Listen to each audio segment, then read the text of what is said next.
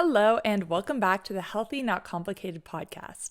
I'm your host, Health Coach Kait, and today we are going to be talking about zero sugar electrolytes and how some of these brands have been lying to us.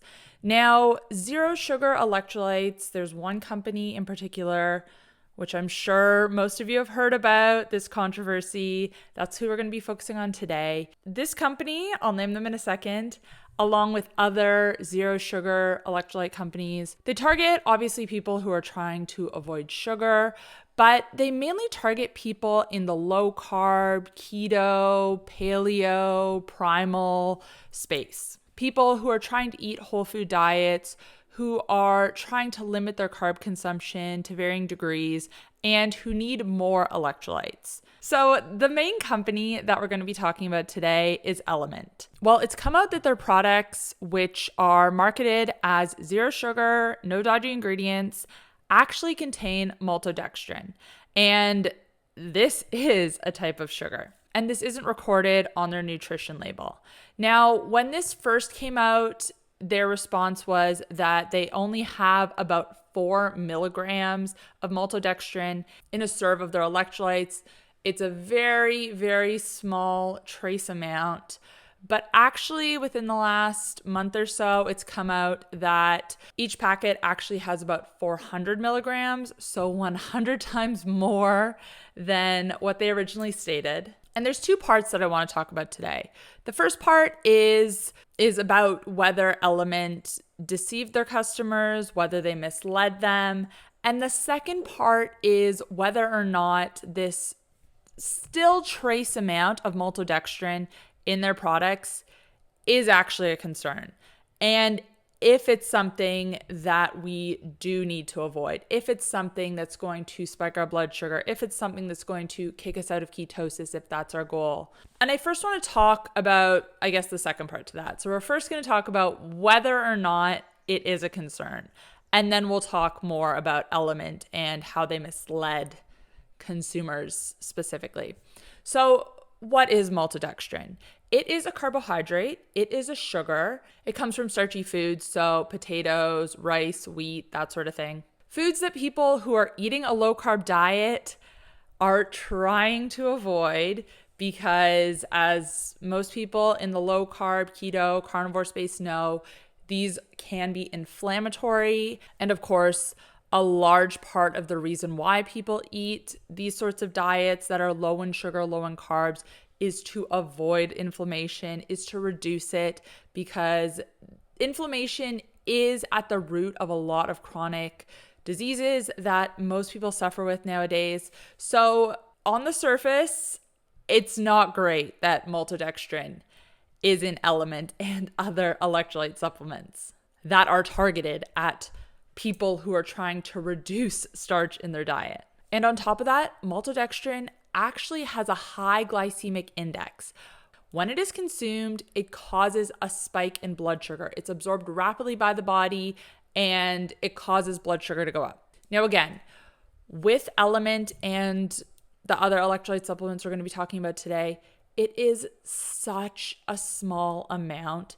It is less than half a gram of sugar. So whether or not that's an issue, we will get to in a second. But why is maltodextrin used in electrolyte supplements? And especially ones from brands that know that its consumers are trying to reduce sugar. It's because it's needed as a carrier ingredient in order for the flavors in these electrolyte supplements to be incorporated properly, if that makes sense. Basically, you can't just add the flavoring, even if it's natural, into these products. It needs a carrier ingredient. And the reason that a lot of these companies are using it is because if they didn't have any flavoring in their supplements, they taste really, really salty.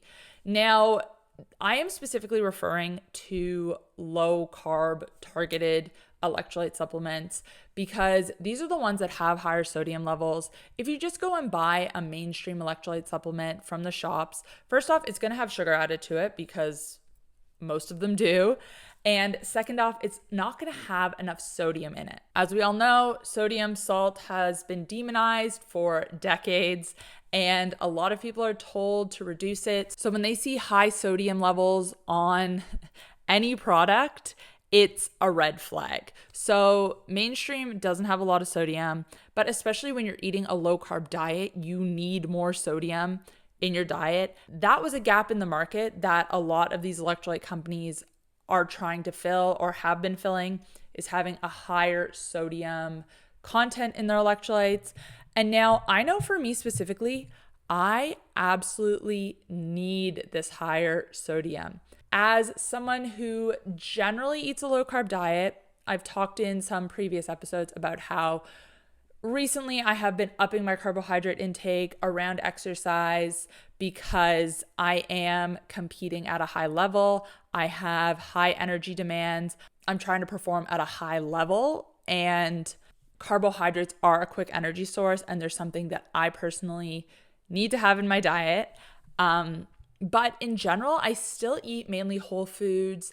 I try to avoid processed foods. I try to avoid processed sugar. And because of that, I don't have a lot of sodium to begin with in my diet because I'm not eating a lot of processed food. And on top of that, because I typically am eating lower carb other than around exercise, my body is retaining less liquid, it's retaining less electrolytes, so I have to replenish them. And I actually firsthand experienced why I need more sodium a few weeks ago. I usually use Sodi, that is my electrolyte of choice. They are an Australian company that has 1,000 milligrams of sodium in every packet, and then potassium, magnesium as well. Again, higher sodium than the typical electrolyte supplements here in Australia and overseas. I ran out a few weeks ago, just before I had a couple hockey games on the weekend. Oh my God. So I just went to the shops. I bought Hydrolytes, which is a generic brand here, the Hydrolyte Sport specifically. Looked at the nutrition label. I'm like, oh, okay, it doesn't have a lot of sodium, but should be fine, just for this weekend. Oh my God, it was absolutely not fine. I know that if I don't drink electrolytes when I'm competing during games, that I will get like calf cramps, I will get cramps in my quads. So it is very important that I have some form of electrolytes, and I've been using Sodi for the last few years. That's been my go-to. But I thought, okay, I'll be fine for this weekend. First game on the Saturday, as we were getting into the third period, I was getting a cramp in my forearm and through my fingers. And the best way I can describe it is, you know, when your calf cramps up and your toes go all wonky like this, that's what was happening to my hand. So it was my right hand, but yeah, it was cramping here, and then my fingers were going like this, and I couldn't even hold my stick, and I was like, oh my God. And then the second day, thankfully, that didn't happen, but I was definitely on the verge of getting like calf cramps, and I'm like, no, this is not it. I need that sodium. All of that is to say is that these electrolyte companies, they are targeting people who eat lower carb diets. They're filling the gap where more sodium is needed for athletes, for people eating low carb diets, like I said. But is the small amount of maltodextrin that is in these products, is it a concern? And now I will say that Sodi, which is the brand I recommend, their products do also contain maltodextrin. Relight, which is another popular electrolyte company in the low carb keto space, that is from Redmond, that does the real salt as well. They have maltodextrin. It is something that is needed in these products if they are going to be flavored and if they are going to taste good. And I see where these companies are coming from, because it is hard to please people and to please people's palates. If you guys have been around my channel for a while, if you've listened to my podcast, if you watch my YouTube channel, I recommend apple cider vinegar for blood sugar, for insulin resistance, drinking a tablespoon or two in a glass of water, either in the morning before high carb meals or before bed to lower fasting blood sugar. And whenever I recommend apple cider vinegar, I get comments from people, multiple comments saying that they don't like the taste of apple cider vinegar. Is there anything they can have instead? And just from that standpoint, I can understand the dilemma that these electrolyte companies are in. It is hard to make products taste good without using artificial sweetener and without using actual sugar. The fact that so many of these companies that I believe are trying to do the right thing, that have health as the first priority, are including maltodextrin, I think that does say something. Now, I know a lot of people are wary about trusting big companies, but I do tend to believe that companies like LMNT, like Sodi, like Redmond do have our best interests at heart. But all of that is to say, maltodextrin is high glycemic. So is that an issue in this context? I have used a continuous glucose monitor to test using LMNT. Okay, well, actually, first off, I should just say that I currently do not drink LMNT. I used to be a huge fan. I used to drink them all the time. I think it was sometime last year they stopped shipping to Australia. They now only ship within North America. So I'm not able to get them anymore. I have family members in Canada who still drink them all the time, and I do recommend it to them. But personally, I don't drink LMNT currently. I have never worked with LMNT. I do have a referral code that everyone gets when you buy their products. They give you a code, and if you share that and someone else buys a box through your code, then you get a free box. So I am part of their generic, it's not even an affiliate program because anyone who shops with them gets that code. But I have never worked with LMNT, so I don't have any financial ties or bias in that sense. But from experimenting with LMNT, for drinking it for many, many years and wearing a continuous glucose monitor, I have never seen a spike, even a small raise in blood sugar just from the electrolytes. So for myself, someone who's metabolically healthy, it does not cause any blood sugar dysregulation. It doesn't cause any rise in blood sugar. The amount of maltodextrin that is in LMNT is so small that personally, it doesn't cause an issue for me. Now, when I was doing a little bit of background research for this video, obviously it's one thing if I run the experiment on myself, but I watched one other video with, I'll put her video in the description box down below. I can't remember her channel name, but she is someone who eats a carnivore diet. She had tested LMNT on herself using a CGM, and she did not see any rise in blood sugar. But then she also tested on her husband, who is insulin resistant, who has 40 pounds to lose, who has high triglycerides, high fasting insulin levels, and he did not see any rise in his blood sugar either. So from that standpoint, I don't think that the maltodextrin that is in these electrolytes is a concern for anyone whose priority is blood sugar regulation, insulin resistance, or just weight loss in general. For anyone who's trying to quit sugar, it's not going to be a problem. It's not going to be sweet enough to trigger your body into craving more sugar. That's been my experience, and I don't know of anyone who I've worked with who has said that LMNT causes sugar cravings for them either. Now, of course, test for yourself. If you find that it is causing sugar cravings for you, then you have your answer. But if you are someone who is, let's say, eating a carnivore diet, eating an elimination diet, if you are very sensitive to starch, then maybe the maltodextrin that is in these products might cause some inflammation for you. Again, I haven't heard of this happening to anyone. I haven't seen this with any clients I've worked with, but it is something to be mindful of. Again, it is such a small amount. I don't think that 99% of people need to be concerned about maltodextrin in these products. Is there a small percentage of people who might get some inflammation from it, who might have some side effects? Yes, there's always going to be outliers in any situation. But this kind of goes back to what I've also spoken about in previous videos about the carnivore diet specifically, and how, yes, I do think it can be a great diet, how it can help people to reduce inflammation, to stabilize their blood sugar, to avoid blood sugar spikes, to reverse insulin resistance, to lose weight. But I don't think that most people need to be as strict as just eating animal products in their diet to get the same results.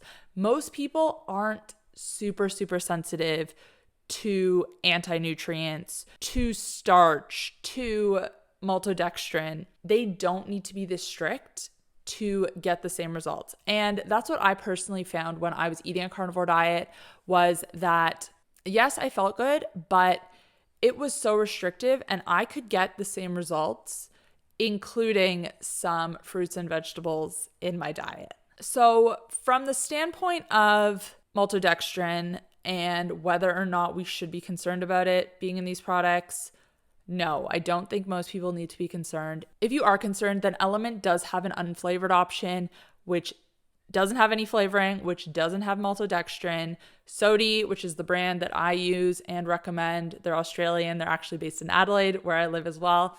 Same thing, they do have an unflavored version. That is probably the one you should choose. However, again, taste-wise, it's not going to be everyone's cup of tea. It tastes very salty. But now I want to get into the second part of this video, which is about how LMNT misled its consumers, because that I absolutely cannot get behind. And I do think that this has really hurt their reputation. LMNT is actually founded by Rob Wolf, who is a longtime advocate of paleo primal diets. He has been in the low carb space for at least a decade, probably longer than that. And he is someone who I, before this, trusted, who I kind of looked up to, who I thought was more or less an expert in the space, who had health at the forefront of the company's mission. And like I said, LMNT has been marketed as having zero sugar, as having no dodgy ingredients, and it is pretty dodgy how they covered this up. Like I said, LMNT doesn't have maltodextrin written on the label. It'll say natural flavor. And what natural flavor is whatever natural flavoring. So that could be something like lemon oil, which is natural. And this is going to have to be combined with the carrier ingredient, which is maltodextrin. And basically that's what the natural flavor means. Now, I think it was sometime last year that it was uncovered that maltodextrin was in LMNT products. I don't know exactly how that came about. And at the time, LMNT said that it was about 4 milligrams, which is such a tiny amount. And now in recent weeks, it's been uncovered that it's 400 milligrams. Again, we're still talking about such tiny amounts. This doesn't have an impact on blood sugar for most people. Like I said, there could be outliers, but this is less than half a gram of carbohydrates. This is such a small amount that it wouldn't even have to be listed on a nutrition label as sugar. The label can fully say zero sugar when it's this small of an amount. But still, that is really dodgy. And I think if LMNT had, it's hard though, because I know if when LMNT first launched, they stated that they had maltodextrin in their products, people would have been up in arms. And I get it to some degree. I know that everyone in this low carb space really wants to have minimal ingredients.